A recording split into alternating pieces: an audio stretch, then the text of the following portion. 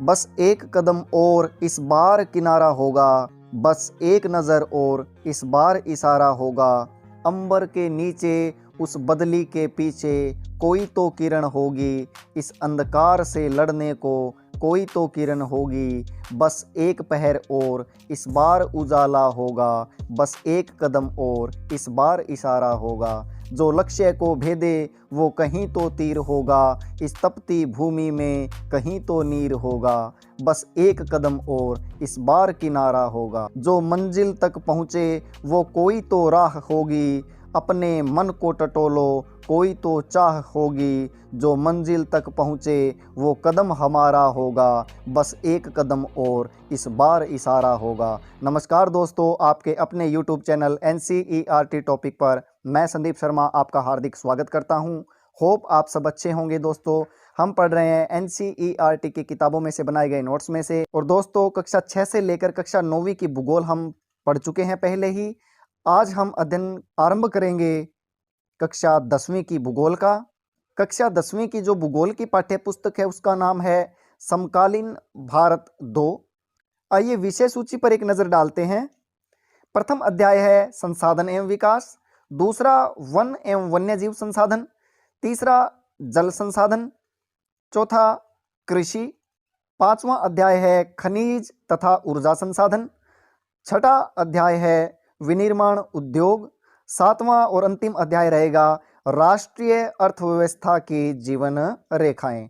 तो इन सभी 7 अध्यायों का हम क्रमवार अध्ययन करेंगे। तो चलिए आरंभ करते हैं कक्षा 10वीं की भूगोल का अध्याय पहला, संसाधन एवं विकास। देखिए, सर्वप्रथम संसाधनों को इस डायग्राम के माध्यम से समझने का प्रयास करें। संसाधनों को 2 प्रकारों में बांटा गया है। कौन कौन से? मानवीय और प्राकृतिक। आगे प्राकृतिक को 2 भागों में बांटा गया है, नवीकरणीय योग्य और अनवीकरणीय योग्य। इन सभी की परिभाषाएं हम आगे अध्ययन में देखेंगे और इनका विस्तार पूर्वक अध्ययन भी करेंगे। लेकिन उससे पहले इस डायग्राम को समझते हैं। तो मानवीय में कौन कौन से हैं? देखिए, संरचनाएं एवं संस्थाएं, मात्रा एवं गुणवत्ता। आगे नवीकरणीय और अनवीकरणीय को भी बांटा गया है। नवीकरणीय जैसे सतत और जैव। कौन कौन से? जैसे सतत में देखिए पवन और जल आदि, और जैव में देखिए जैसे प्राकृतिक वनस्पति और वन्यजीव। अनवीकरणीय में देखिए 2 भागों में बांटा जा सकता है। एक तो वे जिनका हम पुनः चक्रण कर सकते हैं जैसे धातु, और एक वे जो अचक्रीय हैं जिनका हम पुनः चक्रण नहीं कर सकते जैसे कि जीवाश्म ईंधन। तो डायग्राम ये बहुत ही महत्वपूर्ण है, आप स्क्रीनशॉट ले सकते हैं।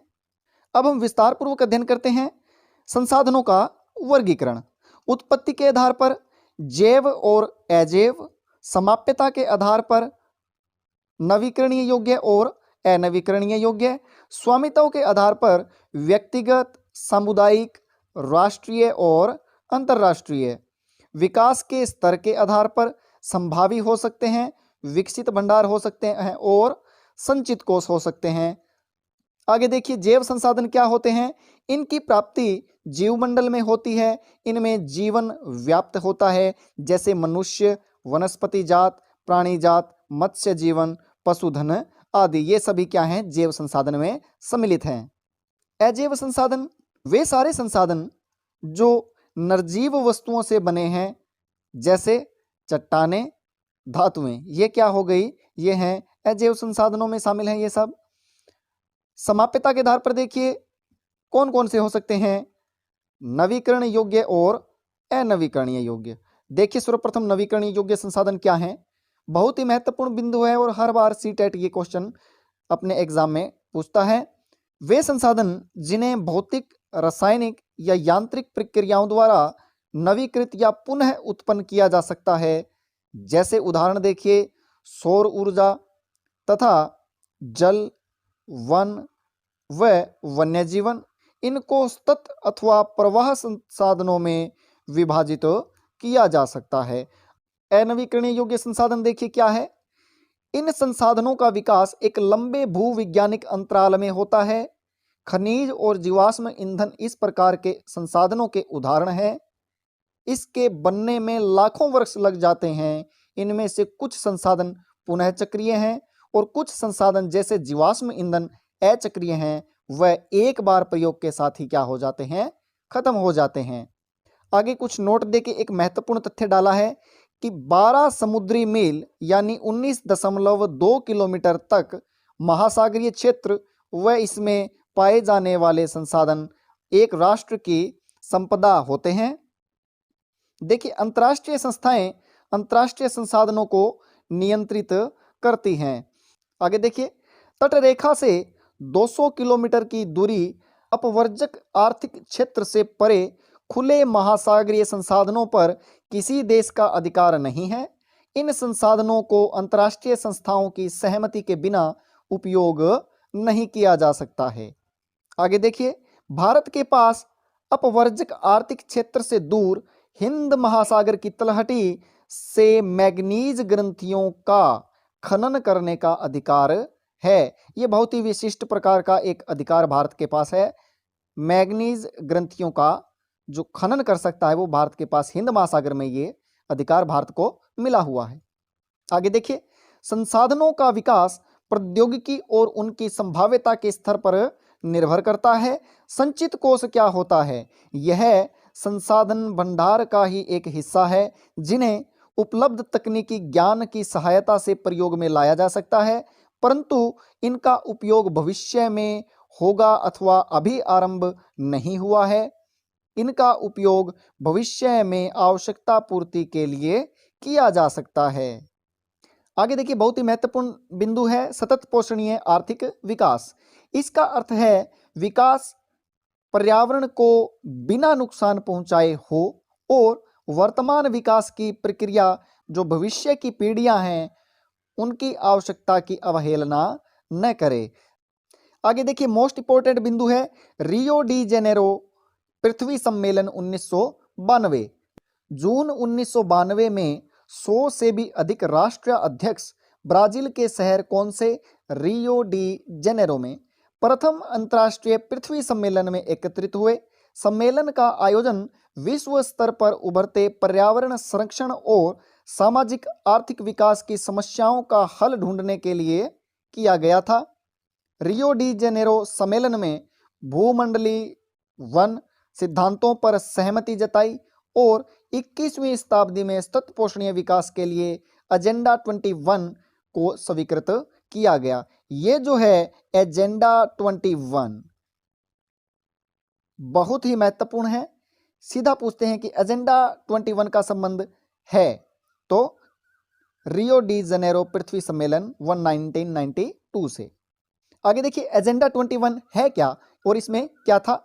यह एक घोषणा है जिसे 1992 में ब्राजील के शहर रियो डी जेनेरो में संयुक्त राष्ट्र पर्यावरण और विकास सम्मेलन यानी UNCED के तत्वाधान में राष्ट्राध्यक्षों द्वारा स्वीकृत किया गया। इसका उद्देश्य भूमंडलीय सतत पोषणीय विकास हासिल करना है। यह एक कार्यसूची है जिसका उद्देश्य समान हितों, पारस्परिक आवश्यकताओं एवं सम्मिलित जिम्मेदारियों के अनुसार विश्व सहयोग द्वारा पर्यावरणीय क्षति, गरीबी और रोगों से निपटन आदि है। एजेंडा 21 का मुख्य उद्देश्य यह है कि प्रत्येक स्थानीय निकाय अपना स्थानीय एजेंडा 21 तैयार करे। बहुत ही महत्वपूर्ण तथ्य ये था। आगे देखिए, गांधी जी ने संसाधनों के संरक्षण पर अपनी चिंता इन शब्दों में व्यक्त की है। उन्होंने कहा कि हमारे पास हर व्यक्ति की आवश्यकता पूर्ति के लिए बहुत कुछ है, लेकिन किसी के लालच की संतुष्टि के लिए नहीं। अर्थात हमारे पास पेट भरने के लिए बहुत है, लेकिन पेटी भरने के लिए नहीं। तो बहुत ही ये अच्छी बात गांधी जी ने संसाधनों के संबंध में कही थी। आगे देखिए, अंतर्राष्ट्रीय स्तर पर व्यवस्थित तरीके से संसाधन संरक्षण की वकालत 1968 यानी 1968 में क्लब ऑफ रोम ने की थी। तत्पश्चात 1974 यानी 1974 में सुमेसर ने अपनी पुस्तक स्मॉल इज ब्यूटीफुल में इस विषय पर गांधी जी के दर्शन की एक बार फिर से पुनरावृत्ति करी थी। देखिए 1987 में ब्रुटलैंड आयोग द्वारा वैश्विक स्तर पर संसाधन संरक्षण में मूलाधार योगदान किया गया।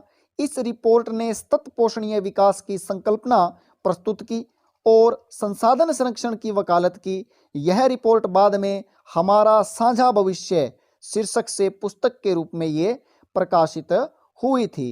कौन सी रिपोर्ट थी ये? 1987 में ब्रुटलैंड आयोग की ये रिपोर्ट थी।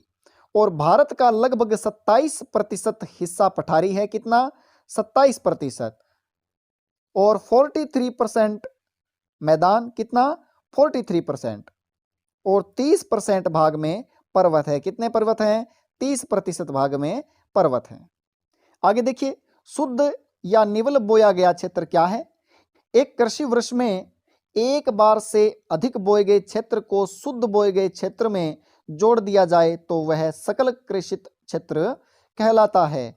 भारत का कुल भौगोलिक क्षेत्रफल कितना है? 32.8 लाख वर्ग किलोमीटर है, परंतु इसके 93% यानी 93% भाग के ही भू उपयोग के आंकड़े उपलब्ध हैं, क्योंकि पूर्वोत्तर प्रांतों में असम को छोड़कर अन्य प्रांतों के सूचित क्षेत्र के बारे में जानकारी उपलब्ध नहीं है। आगे देखिए, पंजाब और हरियाणा में 80% भूमि पर खेती होती है, परंतु अरुणाचल प्रदेश, मिजोरम, मणिपुर और अंडमान निकोबार द्वीप समूह में 10% से भी कम बोया यहाँ पर क्षेत्र है, क्योंकि यहाँ पर जो परिस्थितियाँ हैं वो कृषि के अनुकूल नहीं है ज़्यादा, क्योंकि पहाड़ी इलाका यहाँ पर ज़्यादा है। राष्ट्रीय वन नीति 1952 द्वारा निर्धारित वनों के अंतर्गत कितना? 33% भूगोलिक क्षेत्र वांछित है। ये किसके अनुसार? 1952 की जो राष्ट्रीय वन नीति थी उनके अनुसार। इस समय भारत में लगभग 13 करोड़ हेक्टेयर भूमि निम्नीकृत है। इसमें से लगभग 28% भूमि निम्नीकृत वनों के अंतर्गत है, 56% क्षेत्र जल अपर्दित है और शेष जो क्षेत्र है वो लवणीय और क्षारीय है। अति सिंचन से उत्पन्न जल क्रांतता भी भूमि निम्नीकरण के लिए उत्तरदायी है, जिससे मृदा में लवणीयता और क्षारीयता बढ़ जाती है। मृदा जैव और अजैव दोनों प्रकार के पदार्थों से ही बनती है। आगे मृदा का वर्गीकरण किया गया है। देखिए, सर्वप्रथम हम पढ़ेंगे जलोढ़ मृदा के बारे में। संपूर्ण उत्तरी मैदान जलोढ़ मृदा से बना है। ये मृदाएं हिमालय की 3 महत्वपूर्ण नदी तंत्रों सिंधु, गंगा और ब्रह्मपुत्र नदियों द्वारा लाए गए निक्षेपों से बनी है। पूर्वी तटीय मैदान विशेषकर महानदी, गोदावरी, कृष्णा और कावेरी नदियों के डेल्टे भी जलोढ़ मृदा से ही बने हैं। जलोढ़ मृदा में रेत, सिल्क और मृत्तिका के विभिन्न अनुपात पाए जाते हैं। आयु के आधार पर जलोढ़ मृदाएं कितने प्रकार की हैं? 2 प्रकार की। कौन कौन सी? पुराना जलोढ़ यानी बांगर और नया जलोढ़ यानी खादर। बहुत ही महत्वपूर्ण ये तथ्य हैं। बांगर मृदा में कंकर ग्रंथियों की मात्रा ज्यादा होती है और खादर मृदा में बांगर मृदा की तुलना में ज्यादा महीन कण पाए जाते हैं। जलोढ़ मृदाएं पोटास, फास्फोरस और चूना युक्त होती हैं। इसमें गन्ना, चावल, गेहूं और अन्य अनाजों और दलहन फसलों की खेती के लिए ये उपयुक्त बनाती है। आगे देखिए, काली मृदा। इस मृदा का रंग काला होता है। इन्हें रेगर मृदाएं भी कहा जाता है। काली मृदा कपास की खेती के लिए उचित समझी जाती है और काली कपास मृदा के नाम से भी इसको जाना जाता है। ये मृदाएं दक्कन पठार यानी बेसाल्ट क्षेत्र के उत्तर पश्चिमी भागों में पाई जाती है और लावा जनक सेलों से बनी होती हैं। ये मृदाएं महाराष्ट्र, सौराष्ट्र, मालवा, मध्य प्रदेश और छत्तीसगढ़ के पठार पर पाई जाती है और गोदावरी और कृष्णा नदियों की घाटियों में ये फैली हुई है। आगे देखिए, इस मृदा में नमी धारण करने की क्षमता बहुत ही ज्यादा होती है। इसमें कैल्शियम कार्बोनेट, मैग्नीशियम, पोटास और चूने जैसे पौष्टिक तत्वों से ये परिपूर्ण होती है, परंतु इसमें फास्फोरस की मात्रा कम होती है। गीली होने पर यह चिपचिपी हो जाती है, वह इसे जोतना मुश्किल हो जाता है। आगे देखिए, लाल और पीली मृदा। ये दक्कन पठार के पूर्वी और दक्षिणी हिस्सों में रवेदार आग्नेय चट्टानों पर कम वर्षा वाले भागों में विकसित हुई हैं। लाल और पीली मृदाएं उड़ीसा, छत्तीसगढ़, मध्य गंगा मैदान के दक्षिणी छोर पर और पश्चिमी घाट में पहाड़ी पद पर ये पाई जाती हैं। इसका लाल रंग रवेदार आग्नेय और रूपांतरित चट्टानों में लौह धातु के प्रसार के कारण होता है। आगे देखिए लेटराइट मृदा, ये उच्च तापमान और अत्यधिक वर्षा वाले क्षेत्रों में विकसित होती हैं। यह भारी वर्षा से निक्षालन यानी लीचिंग का परिणाम है। इसमें ह्यूमस की मात्रा कम पाई जाती है। इसमें अधिक खाद और रासायनिक उर्वरक डालकर ही खेती की जा सकती है। ये कर्नाटक, केरल, तमिलनाडु, मध्य प्रदेश और उड़ीसा तथा असम की पहाड़ी क्षेत्र में ये पाई जाती है। तमिलनाडु, आंध्र प्रदेश और केरल की लाल लेटराइट मृदाएं काजू की फसल के लिए बहुत ही उपयुक्त हैं। आगे देखिए मरुस्थलीय मृदा। मरुस्थलीय मृदाओं का रंग लाल और भूरा होता है। ये रेतीली और लवणीय होती है। इसमें ह्यूमस और नमी की मात्रा कम होती है। और भारत में ये कहाँ पाई जाती हैं? मुख्य रूप से राजस्थान में और दक्षिण पश्चिमी हरियाणा में। आगे देखिए वन मृदा, यह पहाड़ी और पर्वतीय क्षेत्रों में पाई जाती हैं जहां पर्याप्त वर्षा वन उपलब्ध हैं। नदी घाटियों में ये मृदाएं दोमट और सिल्टदार होती हैं, परंतु ऊपरी ढालों पर इनका गठन मोटे कणों से होता है। ये अधिसिलिक यानी एसिडिक तथा ह्यूमस रहित होती है। बहता जल मृतिका युक्त मृदाओं को काटते हुए गहरी वहिकाएं बनाता है जिन्हें अवननिकाएं कहते हैं। ऐसी भूमि जोतने योग्य नहीं रहती और इसे उत्खात भूमि यानी बेडलैंड कहते हैं। चंबल बेसिन में ऐसी भूमि को खड्ड भूमि कहा जाता है। ढाल वाली भूमि पर समोच्च रेखाओं के समांतर हल चलाने से ढाल के साथ जल बहाव की गति घटती है। इसे समोच्च जुताई कहा जाता है। आगे देखिए ढाल वाली भूमि पर सोपान बनाए जा सकते हैं। सोपान कृषि अपर्दन को नियंत्रित करते हैं। आगे देखिए सोपान कृषि अपर्दन को नियंत्रित करती हैं। पश्चिमी और मध्य हिमालय में सोपान अथवा सीढ़ीदार कृषि काफी विकसित है। बहुत ही महत्वपूर्ण तथ्य है। आगे सुखो माजरी गांव और झाबुआ जिले ने यह कर दिखाया कि भूमि निम्नीकरण प्रक्रिया को पलटा जा सकता है। सुखो माजरी में वृक्ष घनत्व 1976 में 13 प्रति हेक्टेयर था, जो 1992 में बढ़कर कितना हो गया? 172 प्रति हेक्टेयर हो गया। और वर्तमान स्थिति बहुत ही भयावह है क्योंकि वृक्षों की कटाई हम प्रतिदिन करते जा रहे हैं। नए वृक्ष हमें लगाने बहुत ही आवश्यक है। आगे देखिए फसलों के बीच में घास की पट्टियां उगाई जाती है। ये पवनों द्वारा जनित बल को कमजोर करती हैं। इस तरीके को पट्टी कृषि यानी स्ट्रिप फार्मिंग हम कहते हैं। तो दोस्तों आज की कक्षा आपको कैसी लगी ये कमेंट करके आप जरूर बताएं और चैनल पर नए हैं तो चैनल को जरूर सब्सक्राइब करें। दोस्तों कठिन परिश्रम करते रहिए दोस्तों, आपको आपकी मेहनत का फल अवश्य ही मिलेगा। आपको आपकी मंजिल अवश्य मिलेगी। जय हिंद, जय भारत।